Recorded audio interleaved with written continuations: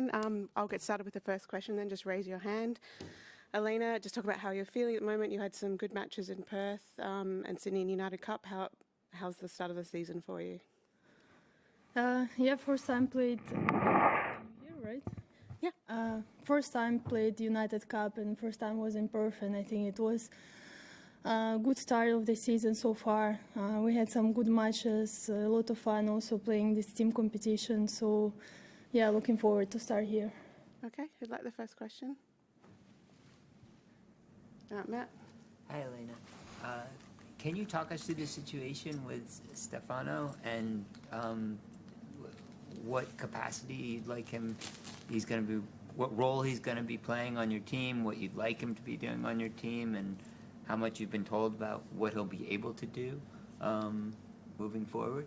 Well, first of all, like with the whole situation, I don't want to speak much about what's going to be next, but definitely, as I said before, I don't agree with a lot of things what WTA do in the sense of my relationship with Stefano. As I said before, that I have never made any complaints or any of these things, and I always said that he never mistreated me, so that's one thing. And since the situation how it is now, I don't really want to speak about this more, and I want to focus on my matches here. Will it be difficult for you to focus on your matches, not having sort of one of the coaches you would prefer well, to have? definitely not the ideal situation, and as I said, I'm not happy with the whole situation, especially when still some coaches are making some comments, and the people who are not so close to the tennis world, they just see the comments and then they're picking it up and making even more show out of this. I don't think it's fair too, but as I said, my goal is here to focus on the matches, and this is what I'm going to do. Okay, we'll go Ben, then Charlie. Ben? For your coaching situation here, so it's going to be Goran with you during the tournament still, or what is his role? Well, as you see, we're here, we are working. Yes, it's him. Okay, Charlie? Could I just ask them what Stefano's role will be for this tournament? Sorry? What Stefano's role will be for this tournament? Will you be in communication? How will that work? Well, as I said already, I'm not going to speak about it more since the situation is not clear from the WTA too. Next question, Kat? Can I ask, Elena, how it's been with Goran generally, the early stages of working with him, and obviously reports are that he was a bit surprised by Stefano being brought back into the team. How it's been since you announced that as well? Well, we spoke with Goran, and as you all know, we did just pre-season, and the first tournament is United Cup, so it's been not so much time, but we're getting to know each other, and we spoke with him. We are working now. We are focusing on this tournament. We'll go here. Yep. Yep. I'm Elle from the Blue Zone, and I was wondering, what is your tennis goal for 2025, and then your life goal for 2025? Well, in tennis, of course, I want just to stay healthy because last year I skipped a lot of tournaments and I was not able to participate in big events. So for me to play from beginning to the end of the year, of course, I want to win big titles, and this is my goal on court and outside of the court. I'm happy I finally got my driver license, so this is one part which I'm happy. And yeah, basically, I mean, I think it's the same, just to stay healthy, because even when you have some time off, you don't want to stay in bed, let's say, trying to get better. You want to do something too, so I think that's the main focus. Okay, we'll go here and then Ben. Yep. Elena, how important was those couple of months? I know it was difficult with the injury, but to recharge and revitalise away from the tour for you?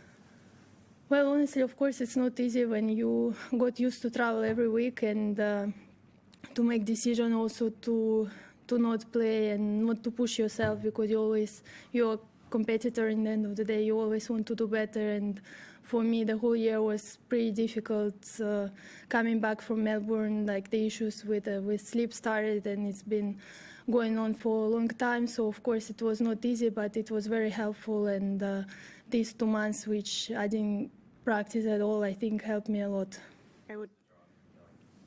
Yeah, it's been nice. Not as many hours as I wanted. I did. Like, But still, I think this is something important I finally did outside of the court. Okay, Ben, then Courtney. Ben? Just wanted to ask, you were mentioning not being happy with the comments that other coaches and commentators were making. Do you understand why they're making these comments or why they're concerned about the situation? Well, I get that one of coaches, Pam Sugar, I don't know her personally, she never came to me, she never talked with me, but I know her story. It's sad, but it doesn't mean that other players facing the same issues, and since she doesn't know me, I don't know her, I don't think it's fair to make any comments like that, especially being an active coach and being a commentator, journalist, and so on. Courtney? Elena, you talked about wanting to stay healthy this year to be able to play a full schedule. What have you kind of done, or what are you planning to do to kind of help make that happen, whether it's dietary changes, fitness changes, schedule changes, things like that, to maintain your health, be as healthy as possible? Well, I think I definitely need to listen to my body more, because no one will know how I feel, not even my team members. They can just see out of practices, but I need to listen to my body much better. And since I already have these issues of low immune system, I had other issues before, so I need to make some decisions better towards also schedule. It's not easy to skip, as I said. Sometimes it's also not what's so easy to do by the rules and so on. So you need to make this decision, and hopefully I can make it better for this season. Okay, we'll do two more. This guy here, and then finish with Matt. Yeah. Hi, Elena. I'm Roy from The Age here in Melbourne. You play Emerson Jones, who's a teenager, 16.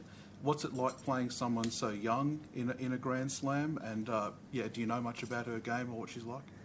Well, I think she's definitely a good player. I don't know her much, but I just saw on TV, I think, one set of her playing with Daria Kasatkina, and I think she's a good player, dangerous player, especially when you're young, you have nothing to lose. She's at home, so I'm definitely take it as a very tough opponent because you never know what to expect. I don't know her, so yeah, I'm just going to focus on myself and try to do as good as possible.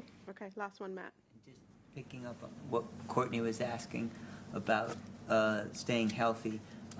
Are there fitness things that you're doing to try and become stronger, or was it a lot of it just bad luck, do you think?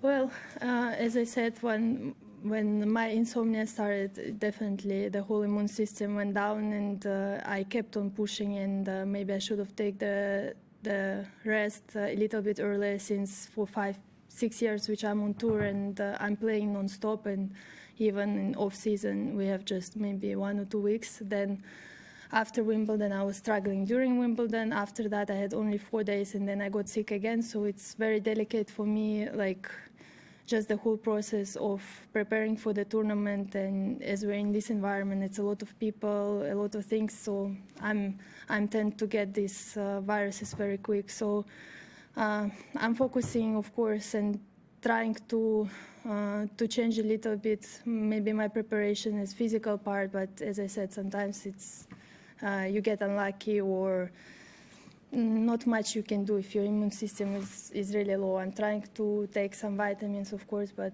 it's not much you can do when you travel so often. All right, do we have any national language? Just checking. Oh, national language?